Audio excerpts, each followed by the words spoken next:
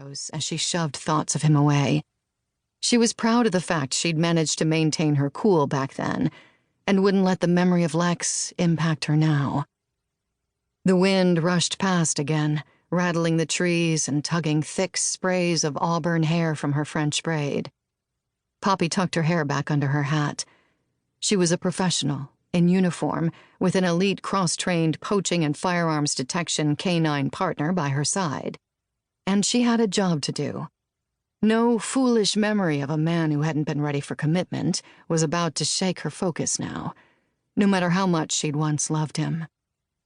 Her footsteps strode silently across the mossy ground, moving swiftly from one cabin to the next, and letting Stormy take the lead as the wolfhound sniffed for clues. Her phone rang. It was Will, who'd been questioning staff in another part of the park with his canine partner about 1.5 miles away, where the remnants of drug use had been found. She answered. "Hey," she said. "Looks like we've still got a cell signal." They'd been warned once they got much further into the national park, cell reception would go dead. "Find anything?" "Not yet," Will replied. He was a solid trooper with a knack for handling conflict with humor. But even over the phone, she could hear the tension in his voice. "Have you found anything unusual or out of the ordinary?" "No, not yet. We've cleared 13 cabins so far and are approaching the 14th now. What kind of unusual should we be on the lookout for?" Will blew out a breath. "I don't know exactly," her colleague admitted. "I just have this sense that someone here's not being fully honest with us about something. I can't tell what. I just know I don't like it." Stormy growled softly. Poppy glanced down. The dog's posture had straightened, and fur was standing at the back of her neck. "I've got to go," she said. "Stormy senses something in one of the cabins ahead." She started toward them slowly. The dog's skill set, combined with Poppy's background of working as a wildlife trooper, had made them a solid team for investigating illegal hunting and poaching. "I'm actually done here and heading your way," Will said. Between the shuffle of what sounded like boots on a wooden floor and the jingle of what she guessed were his canine partner Scout's dog tags, it sounded like they were already on the move. "I'm going to take one of the park's ATVs." "Sounds good." She wasn't surprised that he didn't suggest she wait for him. Protocol was that waiting for backup was a judgment call, and as Stormy wasn't tracking anyone, she didn't expect to find much more than a few bullet cases or maybe some gunpowder.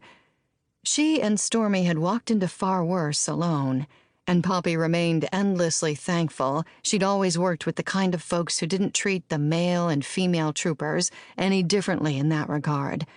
She'd always been blessed with the people she'd worked with. Even if some, like Lex's former best friend, Johnny Blair, had made some pretty bad life decisions. Alaska was a place where nobody sat around whining, and people stepped up to get stuff done. Which is why, even before she'd managed to get the venue and catering deposit back from the canceled wedding that Lex had run out on, she'd already been applying for trooper jobs in Anchorage and packing for a fresh start. She clenched her jaw. Once again, she was thinking about Lex. "Come on, you're better than that." "By the way, there's a park ranger heading your way," Will added. "Says he apparently knows you from back when you worked at Kenai Fjords National Park." "Okay, thanks." In Alaska, the role of game wardens were played by a specialized type of state trooper called wildlife troopers. Thankfully, when she'd needed a fresh start, Colonel Lorenza Gallo, one of the first female Alaskan state troopers, had taken her on as part of her incredibly talented and professional K-9 team. Lex might have knocked her down, but thanks to hard work and the kindness of others, she definitely landed on her feet. Stormy growled again, and her nose strained toward the next cabin. "She's indicating that whatever we're after is in cabin 16, Poppy said. "Talk in a bit." They ended the call, and she slid her phone into her jacket pocket. Then she looked down at Stormy.